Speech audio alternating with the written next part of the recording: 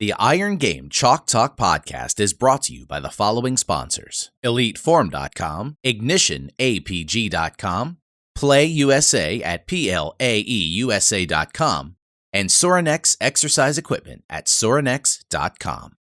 And now, the Iron Game Chalk Talk podcast.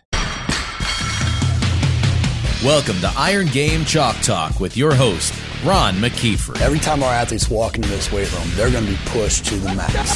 Let's go! Everything you got!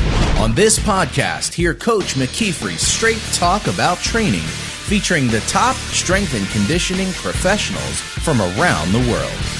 And now, here's your host, Ron McKeefery.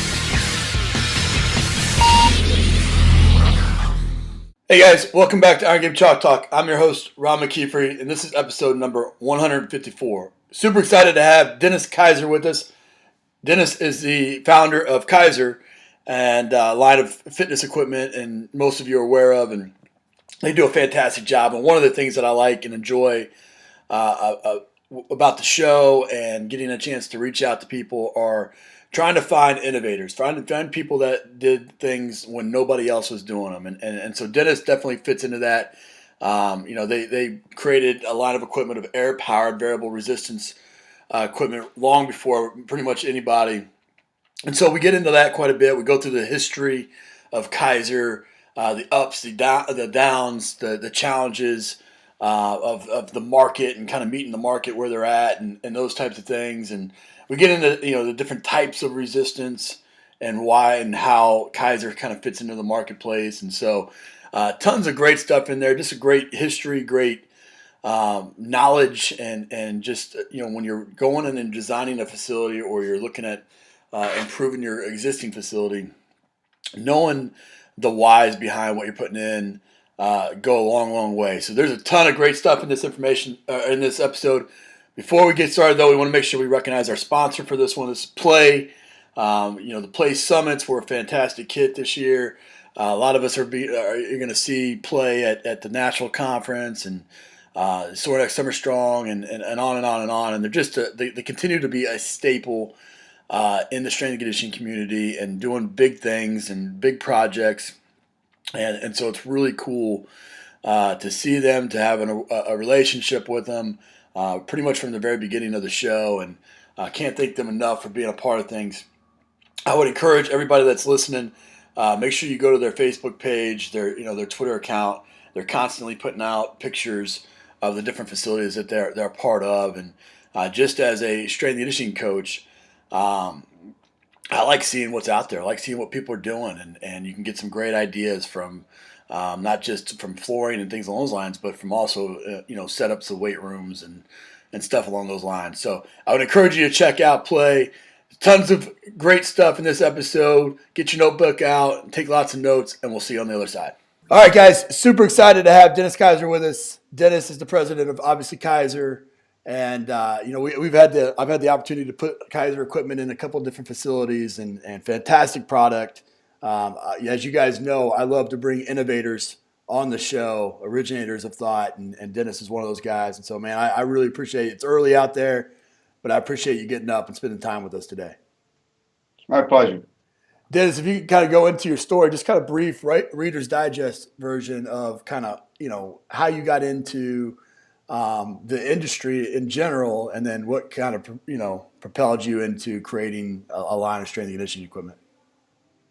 I actually came into the industry in 1973. I was hired not directly by Universal Gym Equipment, but more as a consultant to them. And at the time that they were responding to Nautilus's introduction to their variable resistance equipment, Universal going into the 70s was a leader in the industry.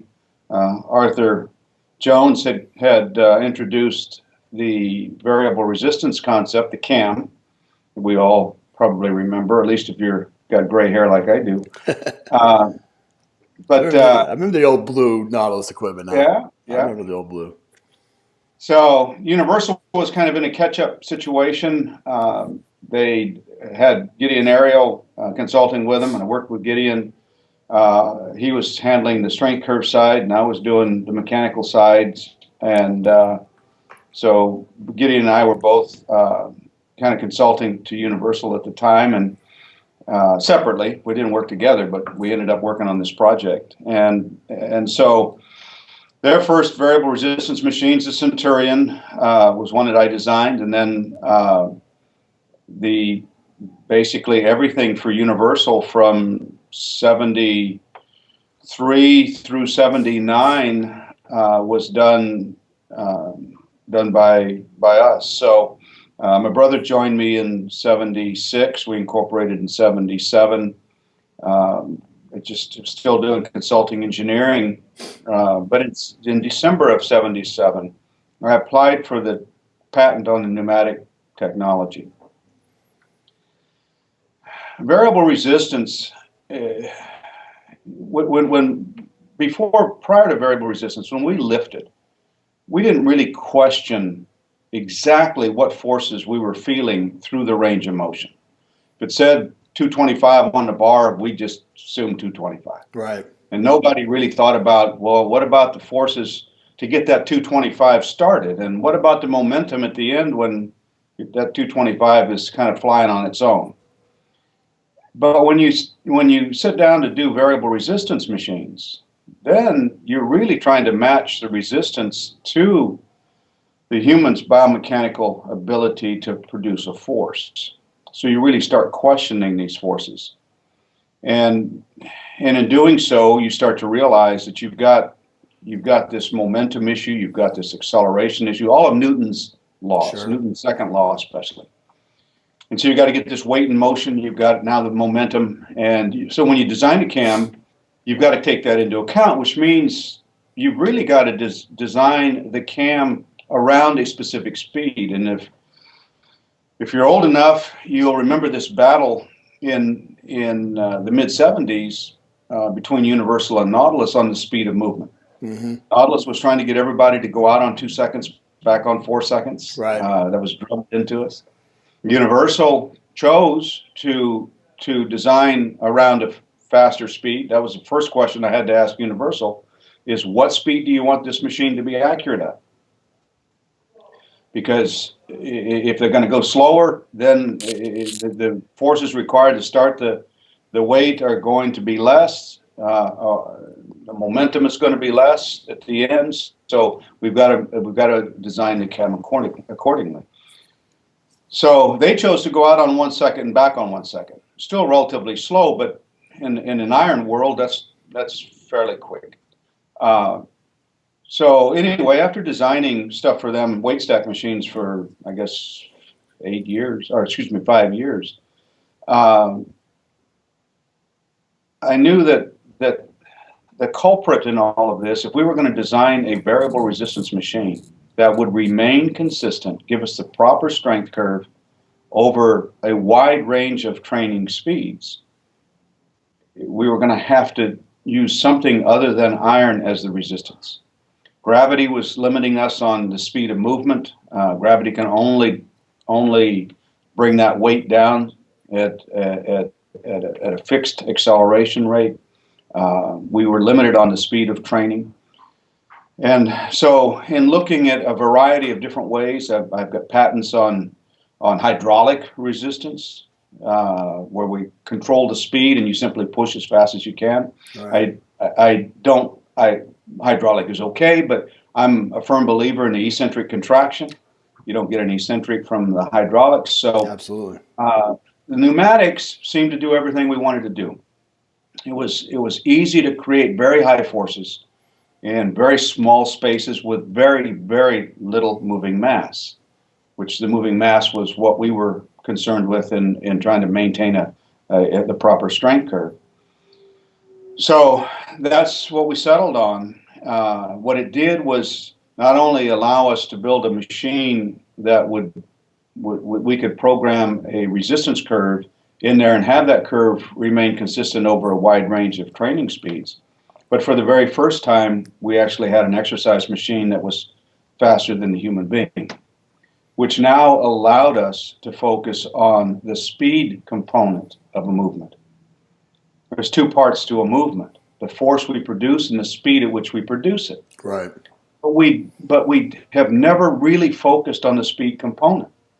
We focused on the force component because we could, but the modality we were using never really allowed us to train the speed component. We were interested in training the speed component. So that's really how, Ron, how I got into this.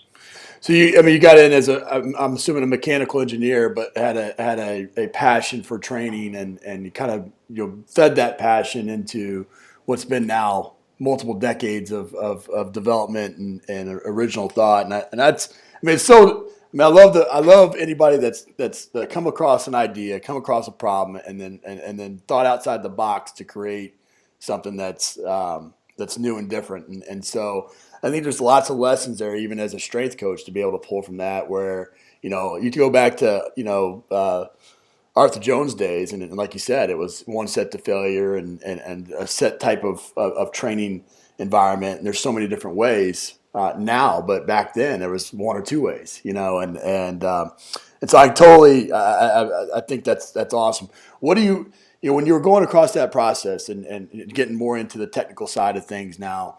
Kind of explain pneumatics in its simplest form, and then how you were able to. I mean, obviously it was create a different type of a resistance, but there was also the stress.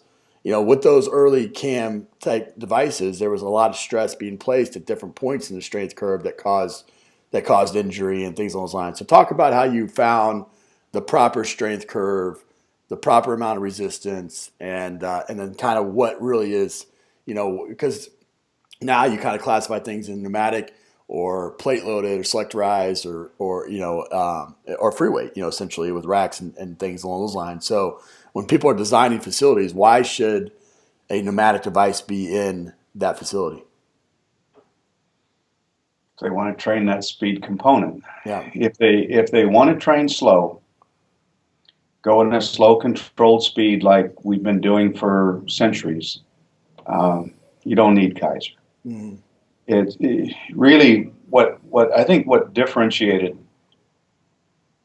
us from everyone else is, and I came into the industry. I played some high school ball and stuff, but I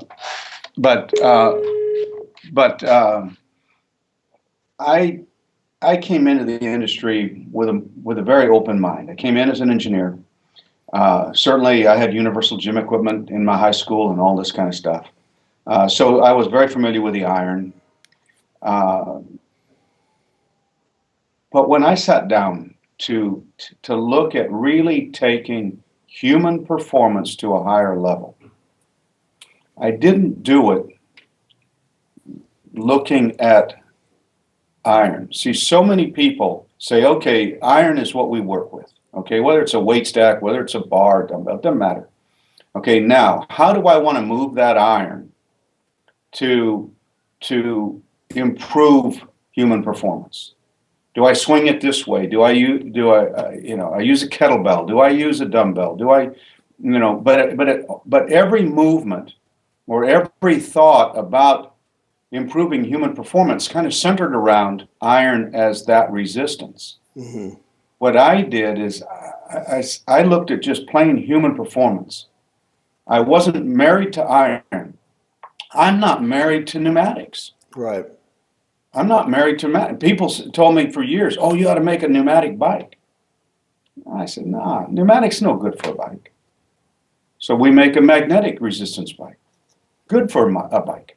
So I'm not married to pneumatics. And I hope someday that we take human performance to another level, an even higher level, that we're the ones that do it. And if it uses a different type of resistance system, so be it.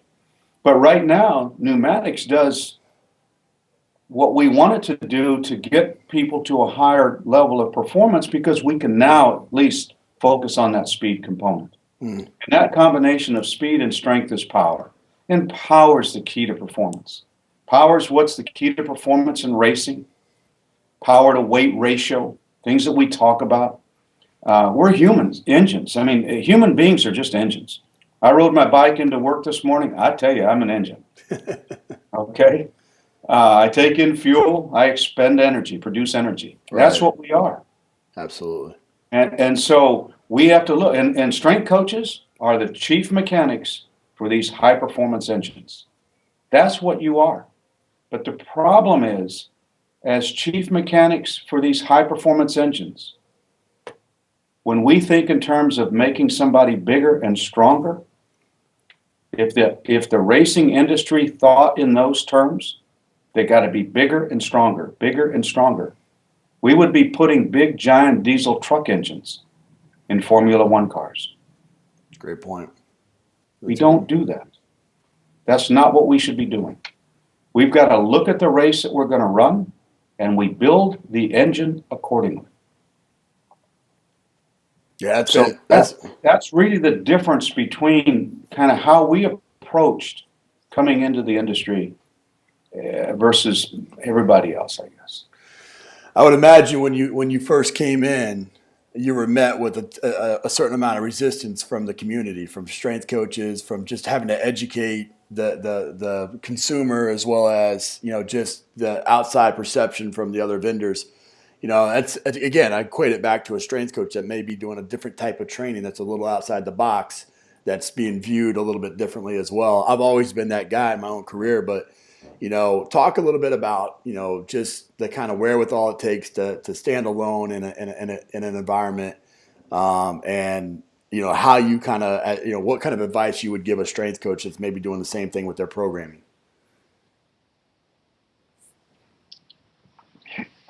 I could have. The whole show by itself. We designed weight stack machines. We certainly would have been the safe route. And all too often, as a strength coach, we want to take the safe route. We want to keep our job. We don't want to hurt our guys. We're comfortable with the iron. We just kind of live in that world, and we don't rock the boat. We've never been a company to take the easy path. Little did I realize how long a road this was going to be to hoe.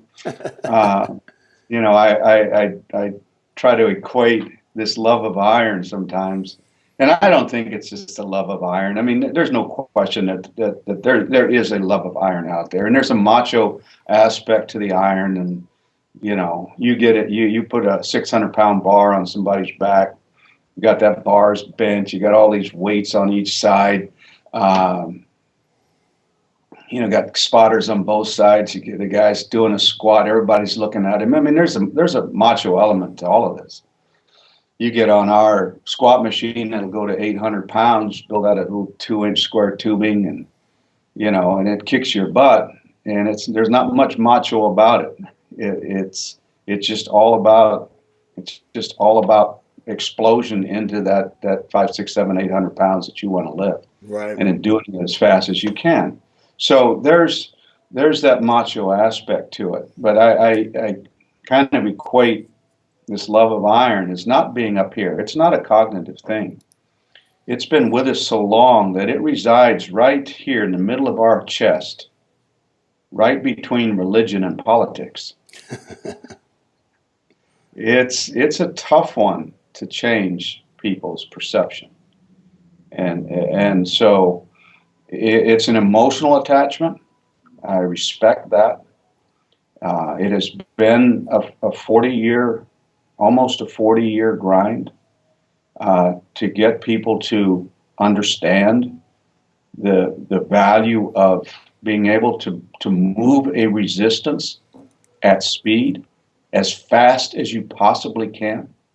I mean, we coached Mike Powell, who broke Bob Beeman's long jump record. Beeman's record had stood for 23 years when Mike broke it. Mike has that record today. If you look at Mike's legs, Mike has had skinny thighs, almost distance runners type thighs. But he would squat over 500 pounds on our squat machine. But see, to be a long jumper, you have to be explosive.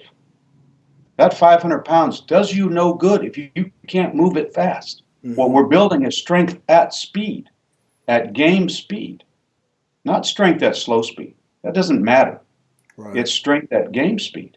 Mike could squat over 500 pounds 7 times in 5 seconds. 7 repetitions in 5 seconds. That's how explosive he was, and his legs were not massive sprinter's thighs like Carl Lewis's. Right, right. With the obviously with free weight and iron, there's a certain amount of stress and that's associated with that. I would say, I mean, again, on both sides of it, there's a certain amount of stress that's associated with high limb speed movement as well. What have you found with that in terms of injury prevention and things along those lines? Well, let's take the squat for example. Let's just so we understand. Let's just take a bar for example, just a bar weight.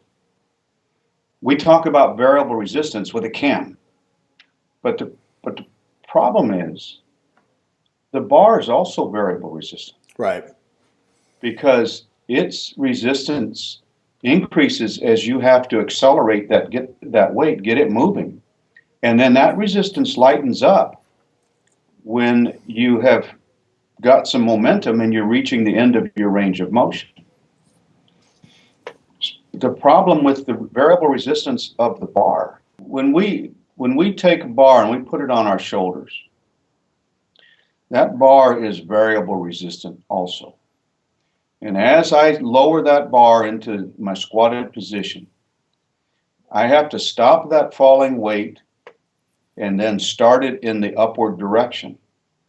That's the point in the range of motion where that bar is producing the greatest resistance on me. Right. As I start to then come up with the bar, I reach the end of my range of motion. I've got momentum in the bar. And so that's where I've got the lightest resistance. Right. But my ability to produce a force as a human is greater at the top and less at the bottom. So I'm in a compromised position when I've got my knees bent at 90 degrees, but my resistance is the highest. Mm-hmm. So that's where the stress, that's why as a strength coach, we have to be so careful in a weight room, because we're dealing, especially when we're dealing with a bar, we're dealing with a resistance that is variable in resistance, but its force curves are backwards to what's safest for us as an athlete. Makes sense. What in your history here and being in the profession for as long as you have, what is one of the biggest mistakes that you've made in this profession dealing with strength coaches, and then maybe how you learn from it? Timing. I've told people we could have stayed building weight stack machines, variable resistance weight stack machines for probably 2 decades before introducing the pneumatics. But I wanted to change human performance. I really wanted to bring it to a higher level. I knew what we were doing was right. I knew we had the laws of physics, Newton's laws behind us. It's probably the main reason that we survived. We had a lot of good early adopters, and so we were able to endure this being early. Okay, I say we were ahead of our time, or people will refer to us as being ahead of our time. But being ahead of your time is not a compliment. Right. Because there's a lot of people who have had great ideas that were ahead of their time that failed because they were ahead of their time. And so timing is everything. And in our case, yeah, we were ahead of our time. And it's been, like I said, it's been a long road to hoe. So I would say timing is probably the biggest thing I've learned. So you going in, I mean, you said you're ahead of your time, or you were ahead of your time, and you've dealt with strength coaches for multiple decades now, having been in that position. What are some things now, currently in 2016, that you feel maybe are some things that strength coaches still don't understand about pneumatics or Keiser or the mission that you have there? I think it's changing fast right now, Ron, for us. At the elite level especially. We've been very involved in elite level soccer, professional soccer in Europe for years, for almost a decade now. They got it probably earlier than a lot of the coaches in the U.S. They weren't. I don't think that they had the love of iron that maybe we have here, Right. the love of the Olympic lifts that we have here. And so they were a little bit more open-minded, and probably every premier soccer team in Europe trains on Keiser. But now today, also every Major League Baseball team trains on Keiser. Over half of the NFL, almost all of the NHL, over half of professional basketball. So it's changing very rapidly. I think it's just there's probably one barrier that has been one that I have a great deal of respect for with the coaches. And that is, when it's all said and done, the coach says to me, Dennis, I get it. I understand the value of Keiser. But how do I integrate it into my program?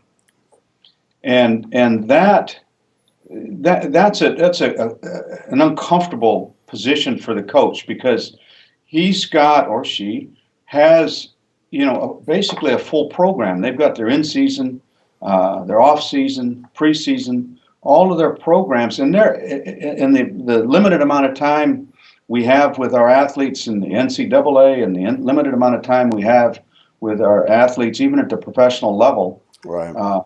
With the players' unions and things like this, it's full. And so when they ask this question, well, how do I integrate Keiser? It means that I've got to substitute. I've got to take something out, put Keiser in. And what do I do? Because this is an area that they've got a lot of time invested in. They don't want to make a mistake, and especially at the elite level. And yet, basically, what we're doing is you can replace. I mean, Keiser, in a sense, is very simple. It's just different. But if you're going to do squats, what we look at is, all right, so maybe you don't eliminate all of your squats, but take a day or two out of the program and say, look, I'm going to do explosive squats on Keiser. I'm going to work on power. But when we work on power, we don't just do, reps like you would do reps for strength. Mm-hmm. When you work on power, when you focus on that speed component, what you're doing is you're doing multiple individual reps. Meaning that I'm gonna stand there with, let's just say that in a squat machine. I'm gonna stand there, I've got this load on my shoulders, just like I would if I had a bar. But now, my first rep, I'm gonna gather my thoughts. I'm gonna go down in a comfortable speed, and when I hit bottom, I'm going to explode up as fast as I possibly can. It doesn't matter how much weight you've got. Right. The heavier the resistance is going to be, the heavier the resistance, the slower you're going to go. That's our force velocity curve. So your speed is going to be dictated by the resistance you have. But the thing is that the mental concentration, the focus, the brain is so heavily wired to that muscle at that moment that because it takes 100% of that brain to contract that muscle as fast as it possibly can under that load. And that's the thing that we're really doing with Keiser, is that we're training the brain to maintain a high contractive effort on that muscle while it is shortening rapidly. See, if I put you on, let's just say I put you on a chest press, Right. and I set you at 50 pounds. You would sit there and you would push that 50 pounds out and back, and you and I would be carrying on this same conversation, and you wouldn't miss a stroke. But the very second that I told you, Ron, I want you now to bring that bar back that handle back. This is a Keiser machine. Right. I want you to bring that handle back. As soon as you hit the stops in the back, I want you to go from point A to point B as fast as you possibly can. I want you to go from that handle being at your chest to that handle being at full extension as fast as you possibly can. Even at 50 pounds, our conversation stops. Right. Because 100% of your brain is now going to be focused on contracting that muscle. That's the real difference between lifting at a slow, controlled speed and lifting at maximum speed. Maximum speed for the amount of resistance that you have. Yeah, that's fantastic. That's a great analogy there too. You know, we end the show with some resources here. What do you think is the best piece of coaching or business advice that you've received? Never give up. If you believe in something, never give up. But make sure you're right in what you believe. I have so many people come to me with inventions or ideas, and their inventions are not necessarily good inventions, but they're married to their idea. Right. We knew we had the laws of physics behind us. We knew that we could take training to a higher level. And because we had early adopters that really got it, and we could survive. But don't take the easy path.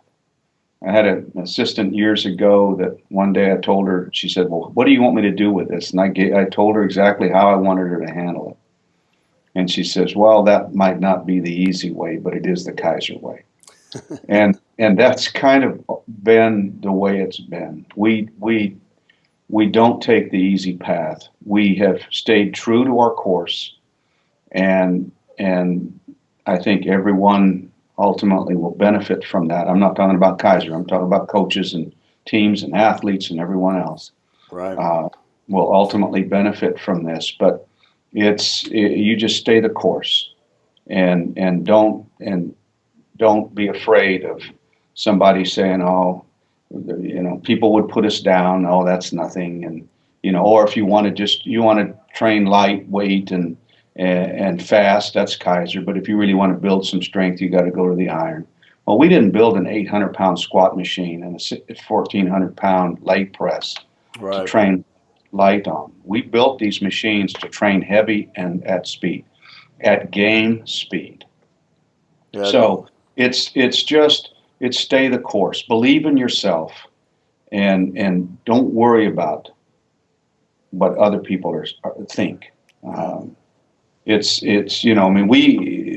fact that we can take human performance to a higher level and do it safer is a blessing to the industry. Absolutely. Because every coach is faced with a head coach coming to him saying, I know you got a job to do, just don't hurt my guys. And we're used to hearing that for one reason and one reason only, and that is because we've ended so many careers or injured so many people in a weight room. And if we can get rid of the inertia, if we can get rid of the mass, and we can, and in the shock loading that we're getting to the joints and connective tissue in a compromised position, point in the range of motion where they're most vulnerable to injury, if we can get rid of all of that stuff, and we can work on the explosive part of this with a nice, clean, pure resistance, then we can take training to a higher level and do it safer. No, that's great. That's great advice, not just for a business, but obviously with coaching as well. But I thought of another question before we get to the last one. How does obviously with pneumatics and compressed air and things along those lines, how does that translate to cost? So if I was to buy a plate-loaded chest press, like you mentioned, and I'd have to buy all the iron that goes with that and the whole deal, how does that compare to the compressor with the device? Well, if you bought the compressor with a single device, that's expensive. Right. Because that same compressor will run 8 devices, right, 10 devices, depending on which compressor, 20 devices, depending on which compressor you get. And we have 2 different kinds.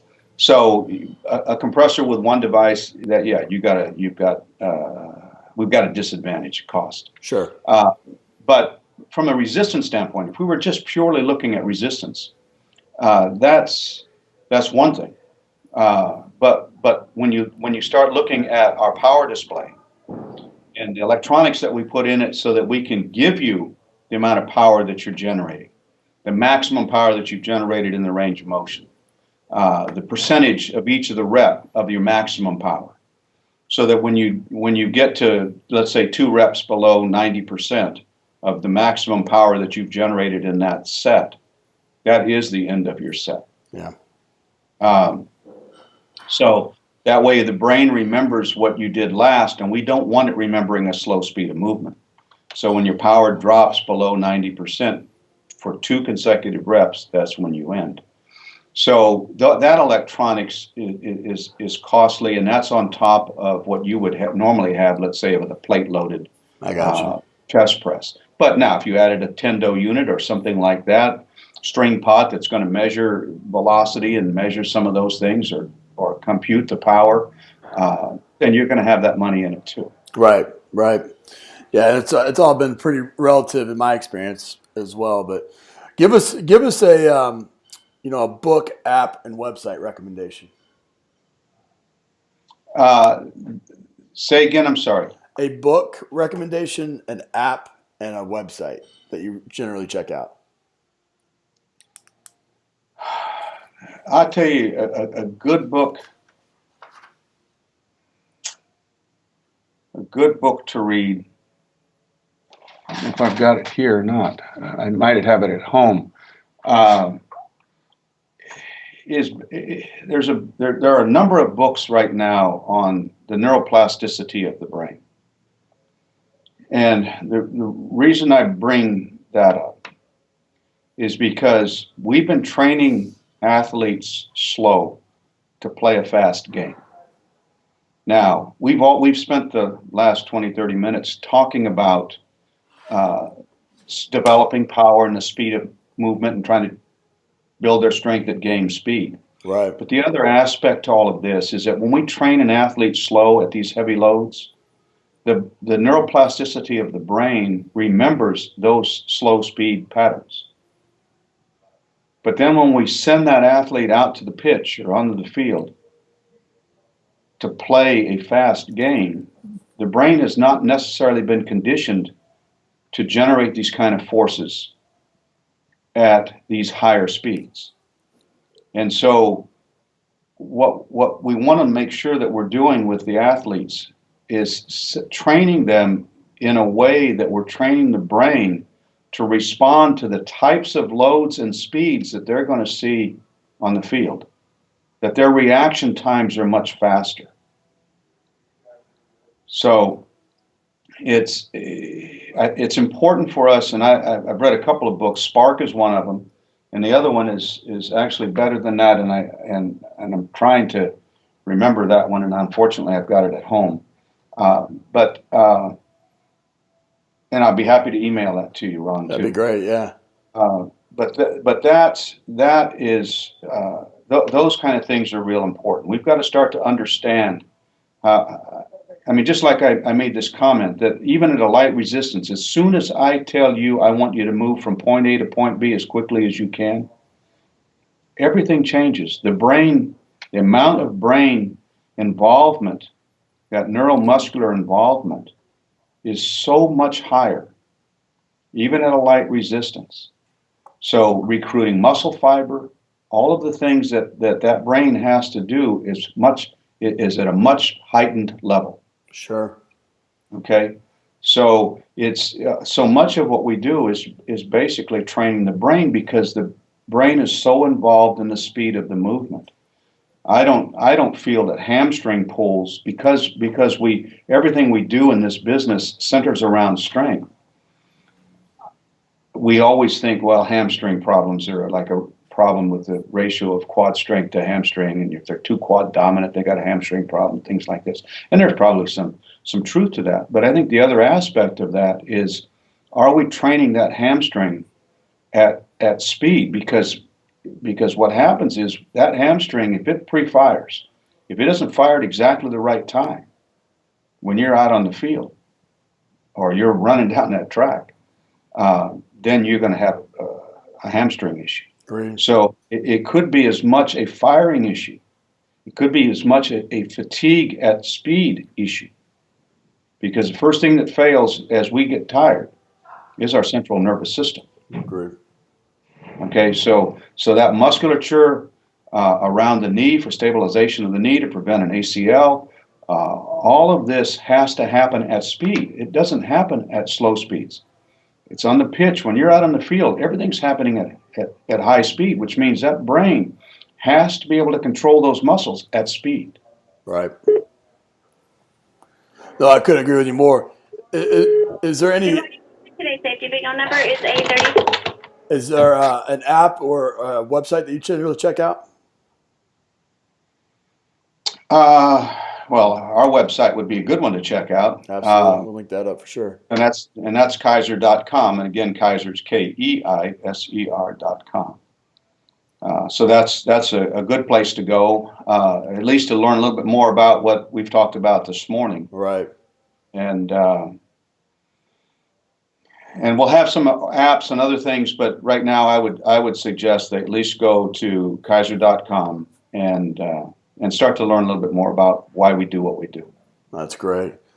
Well, Dennis, this has been fantastic. I mean, just not just the knowledge, but obviously just the history and being able to, to learn the different types of loading and resistance and to be able to walk through that and walk through your thought process. And again, like I said early on, I've always been that guy from a strength standpoint of thinking a little bit outside the box and being a little bit different, and truly appreciate, your journey and the process that you've taken to be one of the leaders in this industry and in this field.